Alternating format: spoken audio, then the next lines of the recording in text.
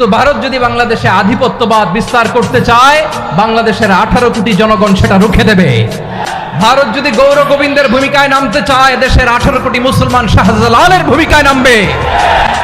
বন্ধুত্ব is welcome, দাদাগিরি নয়।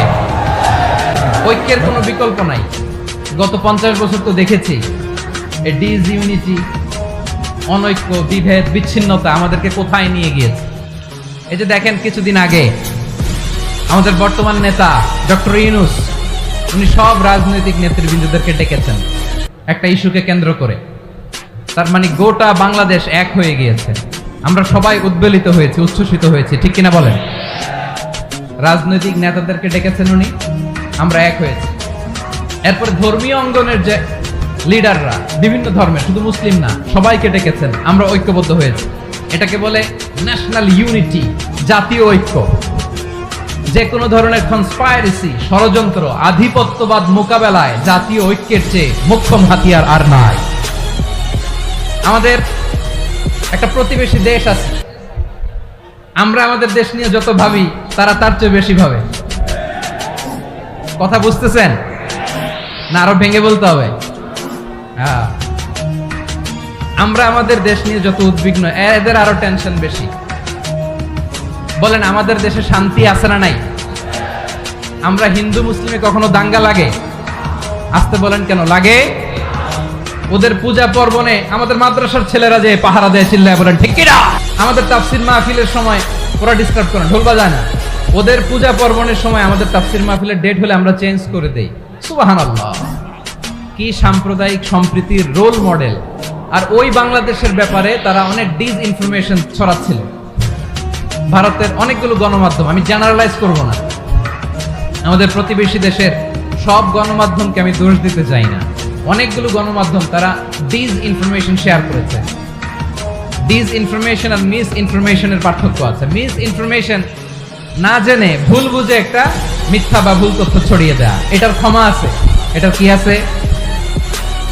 আর disinformation মানে ইচ্ছা করে, প্ল্যান করে, ম্যাপ করে, ছক এঁকে মিথ্যা, গুজব, রটনা সোশ্যাল মিডিয়ায় ছড়ানো, এটার ক্ষমা আছে? অস্কার বলেন, ক্ষমা আছে? ভারতের কিছু গণমাধ্যম তাই করেছে। আমরা ব্যথিত হয়েছি, আমাদের হৃদয়ে রক্তক্ষরণ হয়েছে।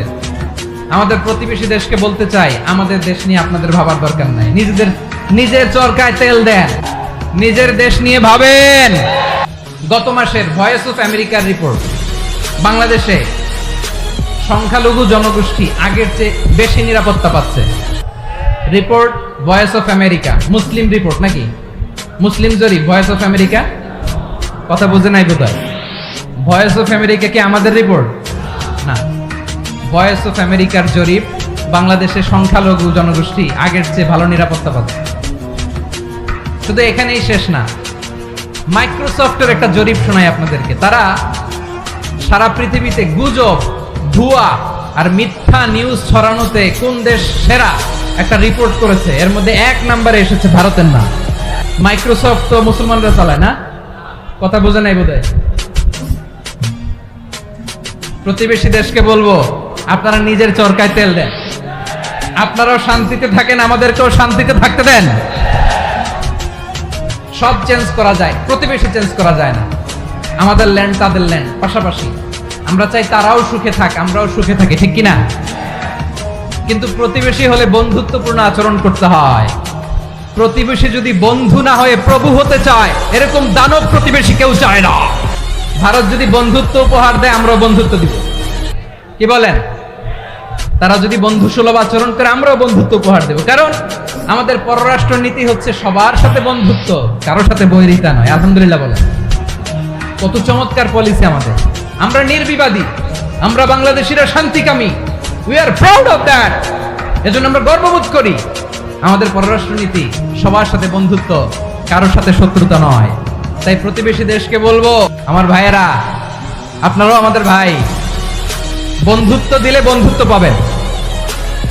বন্ধুত্ব ইজ ওয়েলকাম, দাদাগিরি নয়। বন্ধুত্ব ওয়েলকাম, দাদাগিরি নয়। Loud and clear. ভারত যদি বন্ধুত্ব দেখায়, বন্ধুত্ব পাবে। কিন্তু ভারত যদি বাংলাদেশে আধিপত্যবাদ বিস্তার করতে চায়, বাংলাদেশের 18 কোটি জনগণ সেটা রুখে দেবে। ভারত যদি গৌর গোবিন্দের ভূমিকায় নামতে চায়, দেশের 18 কোটি মুসলমান শাহজালালের ভূমিকায় নামবে। প্রিয় ভাইয়েরা, আমরা বন্ধুত্বে বিশ্বাসী, শত্রুতায় নই, ঠিক কিনা বলেন? আল্লাহ আমাদেরকে বোঝার তৌফিক দান করুন।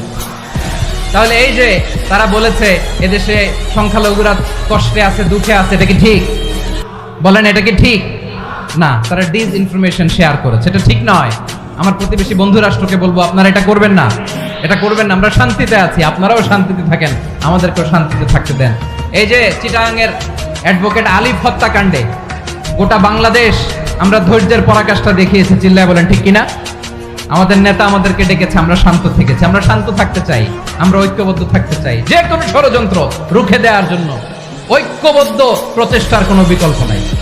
এবার আওয়াজ করে পেকুয়ার ভাইয়েরা বলেন, আমরা ঐক্যবদ্ধ জীবনযাপন করতে চাই কি চাই না? আল্লাহ তাআলা সে নির্দেশনাই দিচ্ছেন।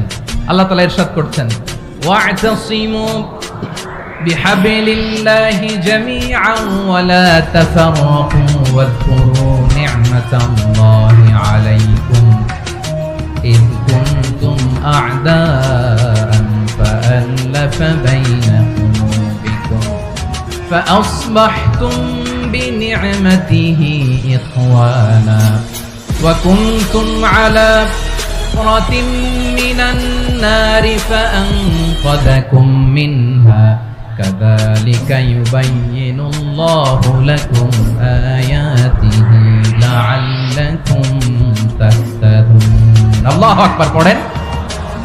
আল্লাহ বললেন, ও গোলামেরা শোনো, ওয়া'তাসিমু বিহাবলিল্লাহি জামিআ, ও আমার গোলামেরা সবাই মিলে আল্লাহর রশিকে আঁকড়ে ধরো। আল্লাহর রশি হলো ইসলাম, আল্লাহর রশি হলো কোরআন। আল্লাহ বললেন, কোরআনকে আঁকড়ে ধরো, ইসলামকে আঁকড়ে ধরো। একা একা আঁকড়ে ধরলে চলবে না, জামিআ, সবাই মিলে আঁকড়ে ধরো। এই আদেশটা আমাদের জন্য দান করেছেন কে? আল্লাহ তাআলার নির্দেশ, ওয়া'তাসিমু বিহাবলিল্লাহি জামিআ, সবাই মিলে আল্লাহর রশিকে আঁকড়ে ধরো। হাবলুল্লাহ মানে আল্লাহর রশি। হাবলুল্লাহ মানে কি? রশি। এই হাবলুল্লাহ আল্লাহর রশি বা আল্লাহর রজ্জু দ্বারা উদ্দেশ্য হচ্ছে ইসলাম। আল্লাহর রশি দ্বারা উদ্দেশ্য কি? তাফসিরে অনেক ব্যাখ্যা এসেছে। এই এরকম পরিস্থিতিতে তাফসিরের সূক্ষ্ম সূক্ষ্ম বিষয়গুলো আমরা শোনাতে চাই, কিন্তু পরিবেশ হয়ে ওঠে না। আল্লাহর রজ্জু বা আল্লাহর রশি দ্বারা উদ্দেশ্য হচ্ছে ইসলাম।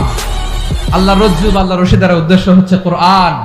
কারণ কোরআন আমাদেরকে ঐক্যবদ্ধ করে, ইসলাম আমাদেরকে ঐক্যবদ্ধ করে, চিল্লায় বলেন ঠিক কিনা? এজন্য আল্লাহ বললেন, তোমরা আমার রশিকে আঁকড়ে ধরো, বিচ্ছিন্ন হয়ে না। আমার দেয়া নেয়ামতগুলো স্মরণ করো। যখন তোমরা ছিলে শত্রু, তোমাদের মধ্যে হৃদয়ে আমি আল্লাহ ভালোবাসা ঢেলে দিলাম, বলে তোমরা সবাই ভাই ভাই হয়ে গেলে। তোমরা সবাই ছিলে জাহান্নামের কিনারায়, জ্বলন্ত অগ্নিকাণ্ডের পাশে। আমি আল্লাহ দয়া করে ঈমানের বদৌলতে তোমাদেরকে আগুন থেকে ফেরালাম। আমি আল্লাহ দয়া করে তোমাদেরকে জান্নাতের পথ দেখিয়ে দিলাম। সুবহানাল্লাহ পড়েন। এমন পথ দেখালাম যেই পথ তোমাদেরকে জান্নাতে নিয়ে যাবে, পথের দিশা তোমরা পাবে। লাআল্লাকুম তাহতাদুন। প্রিয় ভাইরা, তাহলে আমাদের যে ঐক্যবদ্ধ থাকতে হবে, এই নির্দেশটা কার? নাকি মন মতো আমি বানায় বলতেছি? আওয়াজ করে বলুন, নির্দেশটা কার? আল্লাহ। তাহলে আমাদেরকে ঐক্যবদ্ধ জীবন যাপন করতে হবে। প্রিয় ভাইরা, ইসলাম আমাদেরকে ঐক্যবদ্ধ করে। ইসলাম আমাদেরকে কি করে? সংঘবদ্ধ করে, ঐক্যবদ্ধ করে। বিচ্ছিন্ন হওয়া যাবে না। বিরোধ, বিচ্ছিন্নতা, মতানৈক্য, এগুলো আমাদেরকে ধ্বংস করে, আমাদেরকে দুর্বল করে। আর আমাদের ঐক্যবদ্ধ প্রচেষ্টা আমাদেরকে বিজয়ের দিকে এক ধাপ এগিয়ে নেয়। চিল্লায় বলেন ঠিক কিনা?